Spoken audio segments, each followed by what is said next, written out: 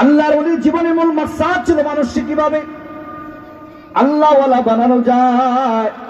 বাইজিদ বুস্তামি রহমাতুল্লাহি আলাইহি দাঁড়ায় গেল ব্যবসার বাড়ির সামনে। এবার কোন সমস্ত কাস্টমার ফিরে যায়। বাবা মনোযোগ দিয়ে দিলটা লাগাইয়া বয়ানটা শুনতে থাকেন। আল্লাহু আকবার। একটু জোরে বলো যুবকেরা। ব্যবসা মহিলা ডাক দিয়া কয়, কিরে চাকর, আজকে কাস্টমার নাই কেন? চাকর ডাক দিয়া কয়, কেমনে কাস্টমার আইব? আপনার বাড়ির সামনে আল্লাহর ওলি দাঁড়ায় গেছে, তারে দেখা কাস্টমাররা ফিরা যায়, লজ্জা পায়, শরম পায়। এবার ব্যবসা ডাক দিয়া কয়, জিগা ওই আল্লাহর ওলি কি চায়? চাকরে জিজ্ঞাসা করে, ও বাইজিদ আল্লাহর ওলি আপনি কি চান? বলে অন্যান্য যুবকেরা যে উদ্দেশ্যে আসে, আমি আজকে একটা রাত ভাড়া নিতে চাই। বলে টাকা আছে নি? টাকা অনেক টাকা লাগবে। কত লাগবে? বলে 40 দিরহাম লাগবে। আল্লাহর ওলি বাইজিদ বুস্তামি রাহমাতুল্লাহ আলাইহি এক কোটি টাকা দিয়া দিলেন, 40 দিরহাম দিয়া দিলেন। যাও এই যে টাকা দিয়া দিলাম। এবার ব্যবসা মহিলা তার টাকা দরকার, আর কিচ্ছু দরকার না। চিন্তা করলো অন্য যুবকেরা প্রথমে আগে সব কিছু করার পর এরপর টাকা দেয়। টাকা নিয়ে গেঞ্জাম করে, এটা কেমন কাস্টমার, আগেই টাকা দিয়ে দিছে। এবার ব্যবসা মহিলা ডাক দিয়ে কয়, তাকে আসতে বলো। আল্লাহর ওলি বাইজিদ বুস্তামি রাহমাতুল্লাহ আলাইহি এবার ভিতরে ঢোকার আগে ডাক দিয়ে কয়, তুমি তোমার চেহারা ঢেকে নাও। ব্যবসা মহিলার চেহারাটা ঢাকিয়ে নিল। বন্ধে আমি তোমাকে যা করবো তুমি কি তা করবো নাকি? বলে হ্যাঁ তাই তো করবো। আমার কাছে এই রাত্রিতে যারা ভাড়া নেয় তারা যা যা করতে বলে আমি তাই করি। আপনি তো আমাকে ভাড়া দিয়েছেন, আপনি আমাকে যা করতে বলবেন তাই করবো। এবার আল্লাহর বাইজিদ বুস্তামি রাহমাতুল্লাহি আলাইহি ব্যাগের ভিতরে থেকে এক সেট জামা বাহির করিয়া ডাক দিয়া কয়, নাও এই যে জামাটা নাও, গোসলখানায় যাও, ঠিক মতো গোসল করো। ঠিক মতো গোসল করার পরে ঠিক মতো গোসল করার পরে এরপর তুমি আমার সঙ্গে দেখা করবা। মেয়েটা সুন্দর করে গোসল করিয়া এবার সালাম দেয়, আসসালামু আলাইকুম ওয়া রাহমাতুল্লাহ। বাইজিদ বুস্তামি রাহমাতুল্লাহ আলাইহি সালাম শুনে বুঝতে পারলেন এই মেয়েটা হিন্দুর মেয়ে না, এই মেয়েটা কোনো খ্রিস্টানের মেয়ে না, এই মেয়েটা কোনো বৌদ্ধের মেয়ে না।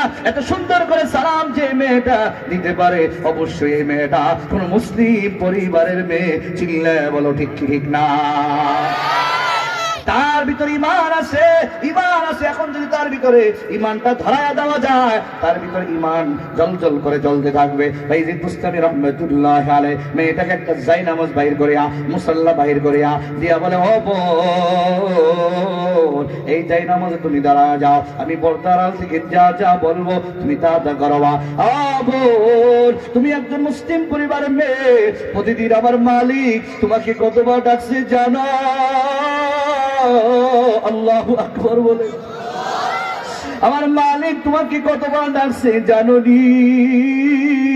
আমার মালিক তোমাকে 5 বার ডাকছে, হাইয়া আলাস সালাহ, এ বান্দা এ বান্দি আয় নামাজের দিকে আয়।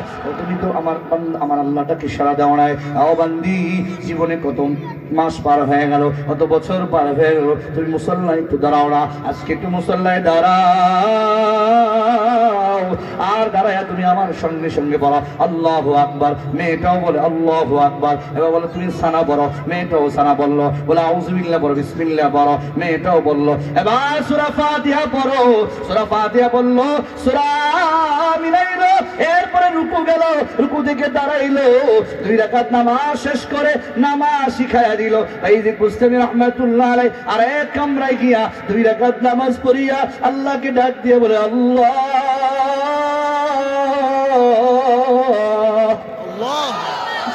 আল্লাহ আমার দায়িত্ব ছিল তাকে তার আপনার সামনে দাঁড় করায় দেওয়া, আর এখন আপনার দায়িত্ব হলো তার কলবের মধ্যে হেদায়েতের বাতি জ্বালায় দেওয়া।